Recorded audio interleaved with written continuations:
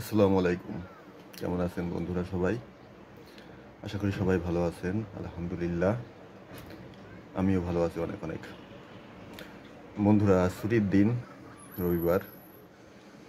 বসে আছি আমার বাসার ব্যালকনিতে।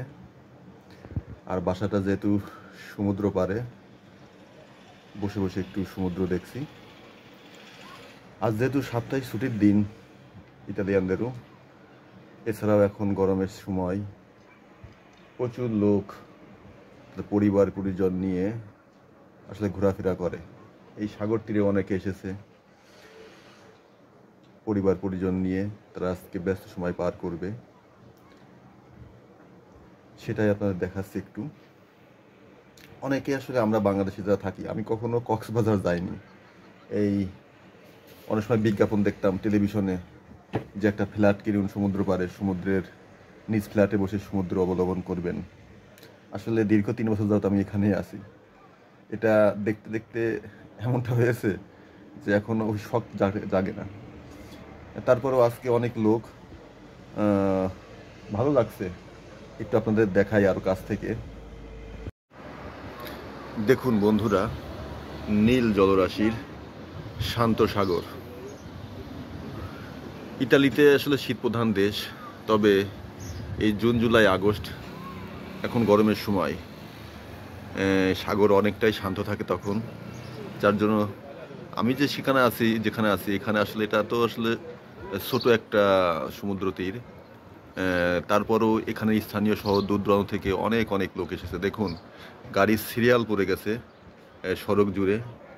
সবাই সড়কে যার যার ব্যক্তিগত গাড়ি রেখে এখানে আর সারাদিন থাকবে। এখানে যারা ব্যবসা করে, এই যে এটা হচ্ছে সিজনাল ব্যবসা, 3-4 মাসের ব্যবসা। এই যে ছাতিগুলা, এই যে এটা রেস্টুরেন্ট, এগুলো এরা ভাড়া দেয় এবং মানুষ এগুলো ভাড়া নিয়ে এখানে পরিবার পরিজন নিয়ে উপভোগ করে। যেহেতু আমি আমার ব্যালকনিতে আছি, আসলে আপনাদেরকে ঘুরে ঘুরে দেখাতে পারছি না, তবে আমি আমার মোবাইলে একটু জুম করে আপনাদের দেখানোর চেষ্টা করছি দূর থেকেও। এখন এইভাবে এই পুরো সমুদ্র তীর জুড়েই এমনটা লোক আরও বাড়বে। এখন সকাল 10টা, আরও লোক বাড়বে।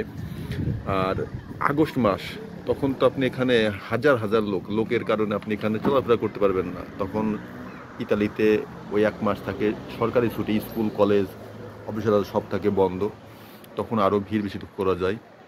কিন্তু আজ এমনিতেই সাপ্তাহিক ছুটির দিন, সেই পরিমাণ লোক আসলে যতটা আশা করা হয় তেমনটি না, তারপরেও কম না। দেখুন, সবাই সমুদ্র বিলাস করছে, কেউ গোসল করছে।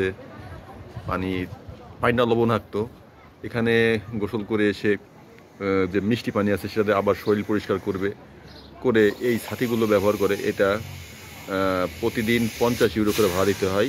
আপনি যদি 1 ঘন্টাও থাকেন তবুও 50 ইউরো, সারাদিন থাকলে 50 ইউরো। আপনি 1 ঘন্টা ইউজ করে ছেড়ে চলে আসলেন, পরবর্তীতে ওটা পারবেন না, আপনাকে আবার 50 ইউরো পে করে ওটা ব্যবহার করতে হবে। তা যারা আসে তারা আসলে মোটামুটি কয়েক ঘন্টার জন্যই থাকে। তাই যাই হোক বন্ধুরা, কেমন লাগলো ভিডিওটা? যদি ভালো লেগে থাকে অবশ্যই লাইক কমেন্ট শেয়ার করবেন, আমার পেজটাকে একটু ফলো দিবেন। দেখাবো অন্য কোনো দিন অন্য কোনো ভিডিওতে। সে পর্যন্ত ভালো থাকবেন, সুস্থ থাকবেন। আল্লাহ হাফেজ।